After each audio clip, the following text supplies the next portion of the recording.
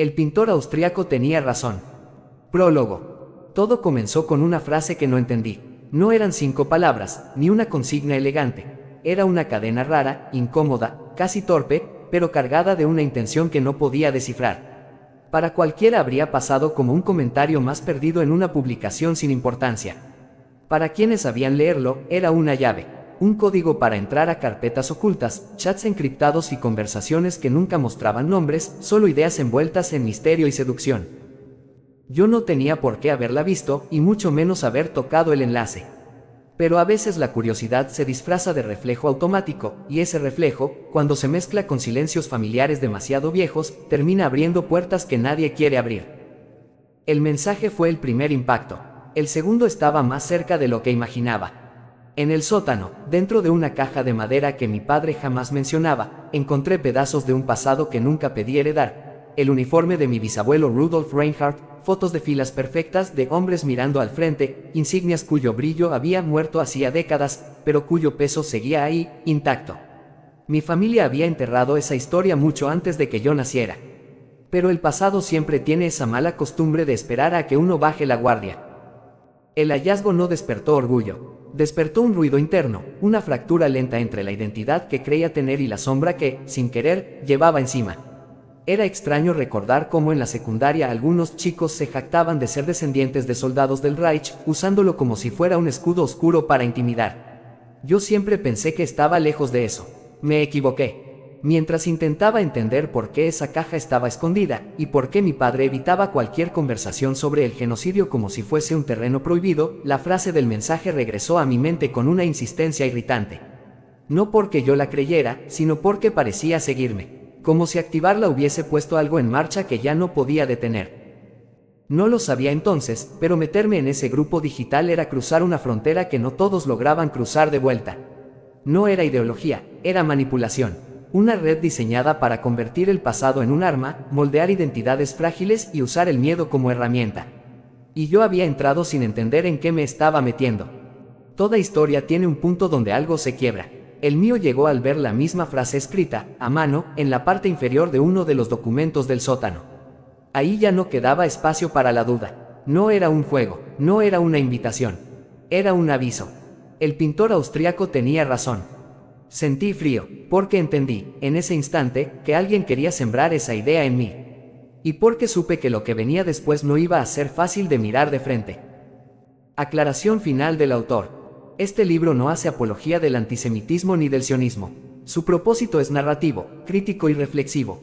No busca promover ninguna ideología, sino explorar las sombras que ciertos discursos pueden proyectar cuando se usan para manipular, ocultar o destruir. Vaya mierda, es solo una maldita novela, ok. Cortesía, EDTV. Traducción, inglés a español Latam Rosana Ollanarte. Género, suspenso misterio crimen. Autor, Marcos Horowitz. Páginas, a confirmar marzo 2026. Capítulo 1, El sótano. Para serle sincero, me importaba un culo la historia de mi país. Todo ese pasado infectado de nazis, de ventas de armas a países del tercer mundo, de charlas a medias sobre quién financió qué. Y mientras tanto, las farmacéuticas alemanas, ese sector robusto, global, intocable, contribuyendo a que el ser humano viva eternamente enfermo, como si la salud fuera un lujo reservado para unos pocos. Y sí, ya sé lo que vas a decir, otra teoría más. Pero basta con mirar atrás. El régimen alemán no solo dejó un rastro de muerte, dejó experimentos médicos inhumanos, campos de concentración donde se borró la dignidad humana, ciudades arrasadas, millones de vidas aplastadas bajo una maquinaria fría y perfectamente diseñada para destruir. Y, aunque pasaron décadas, todavía se sienten las vibraciones de aquella oscuridad en los rincones del poder global.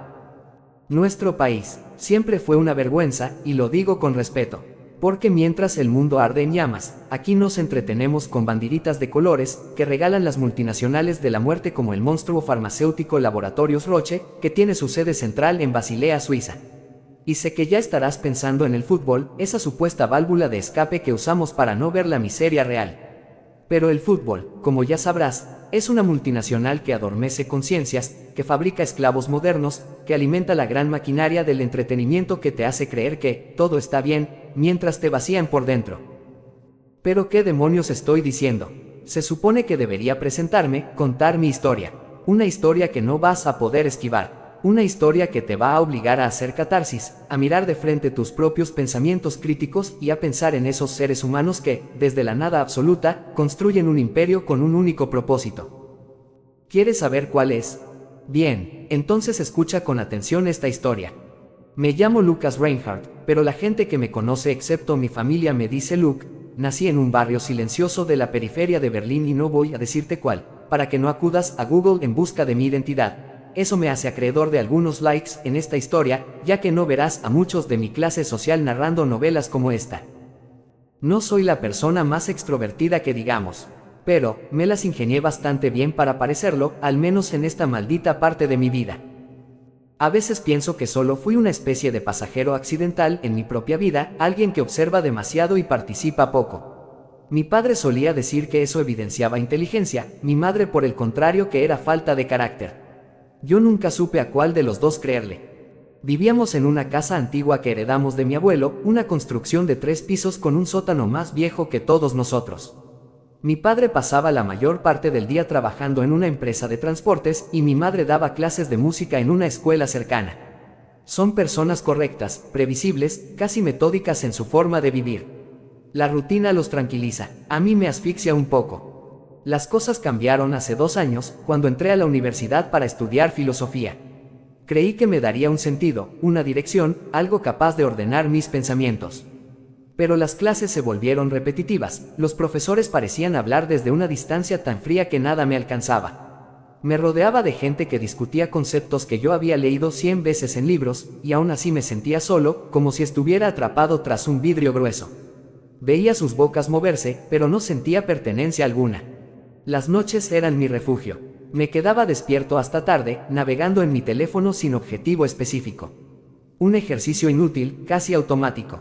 Fue durante una de esas madrugadas cuando abrí Instagram y, sin buscarlo, apareció un video que no se parecía a nada que hubiera visto antes.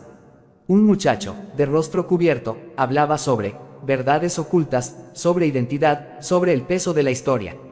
Nada concreto, solo insinuaciones envueltas en música lenta y frases que sonaban profundas sin serlo. Ese video fue el portal. Algo en mí, alguna grieta que yo mismo ignoraba, resonó con él. No debería haberlo hecho, pero sucedió. Esa recomendación abrió un camino que no sabía que existía dentro de mí. Los días siguientes me mostró más contenido del mismo estilo. Cuentas privadas, símbolos difusos, debates sobre filosofía mezclados con un desprecio casi elegante hacia el mundo moderno. Así encontré al grupo. Ellos se presentaban como estudiantes de filosofía cansados de la mediocridad, de la corrección política, de las voces que ellos llamaban débiles. Me invitaron a un chat cerrado, y acepté. Nunca le conté a mis padres.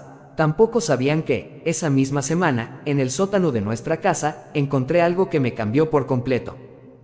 El sótano siempre estuvo lleno de cajas viejas, madera húmeda y un olor rancio que parecía dormir allí desde hacía décadas. Mi padre evitaba ese lugar. Si necesitaba algo, me enviaba a mí. Decía, busca lo que se te pidió y no comiences a registrar nada. Lo repetía con tanta insistencia que, con el tiempo, aprendí a sospechar. Un día, mientras buscaba unas herramientas, vi que una de las estanterías estaba corrida, como si alguien la hubiera movido hace poco. Detrás, había un baúl de madera oscura, cubierto por una manta. Entonces lo abrí. No debería haber estado ahí. Mi padre había querido borrar ese recuerdo antes de que yo naciera, pero la madera guardó silencio más tiempo del necesario. Dentro del baúl encontré el uniforme militar de mi bisabuelo. Las insignias, las fotografías descoloridas, las condecoraciones de un régimen que había destrozado al mundo. Mi bisabuelo, Rudolf Reinhardt, había sido soldado del Tercer Reich. Yo lo sabía de forma vaga, como quien escucha un rumor entre parientes, pero verlo así, tan tangible, tan ordenado dentro de ese baúl, me atravesó de una manera que no supe explicar. Mi padre siempre evitó hablar de él. Decía que era un tema doloroso, una historia que no valía la pena desempolvar. Ahora entendía por qué. Todo aquel silencio tenía peso, un peso que de pronto caía sobre mí.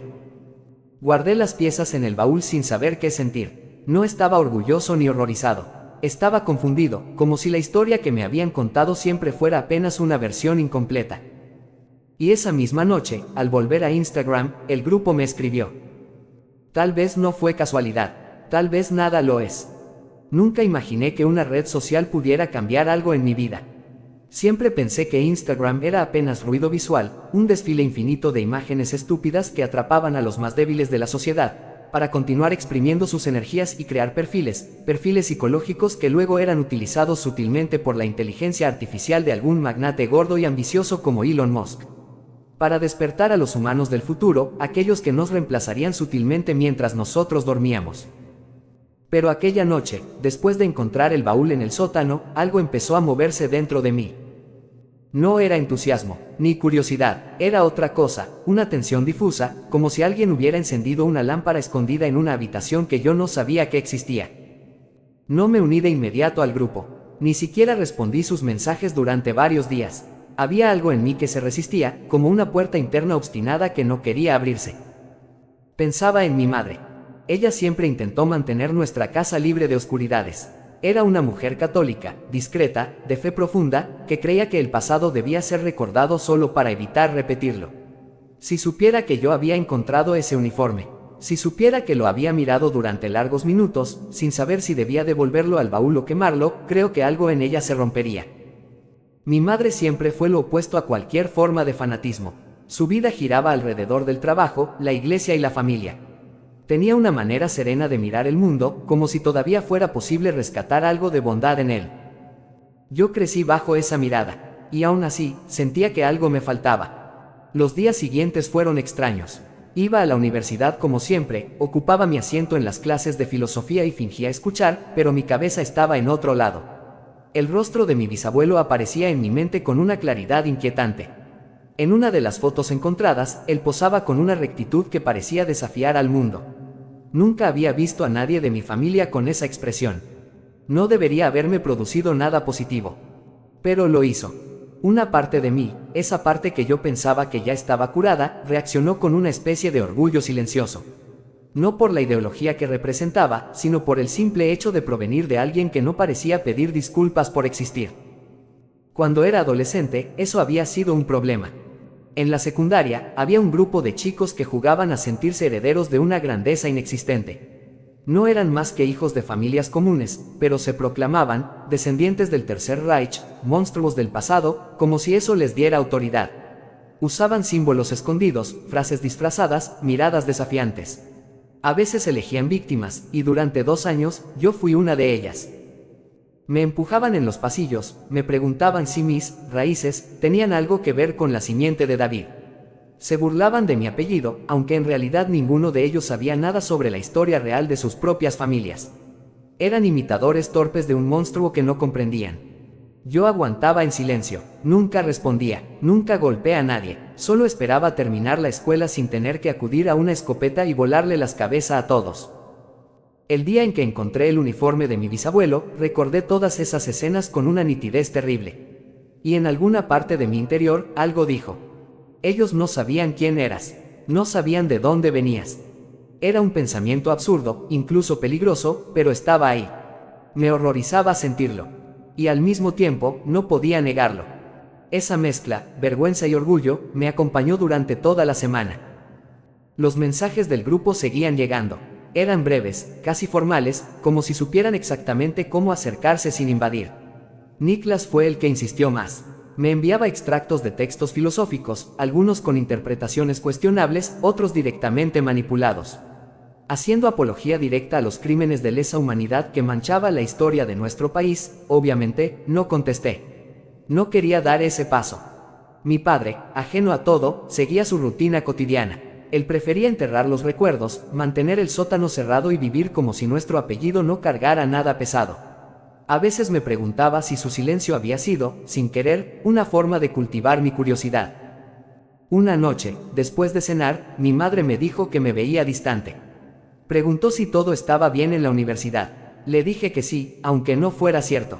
Ella sonrió con esa expresión cálida que siempre me desarma. Pensé en contarle la verdad, pero las palabras no salieron. No sabía cómo decirle que la sombra que ella intentó evitar estaba empezando a crecer dentro de mí. Fue esa noche, mientras intentaba dormir, cuando escuché una notificación en mi teléfono. Era de Niklas. Cuando quieras hablar, estamos aquí. Solo eso. Ninguna presión, ningún reclamo. Y durante un instante, casi me convencí de que ese, estamos aquí, era algo parecido a pertenecer. No.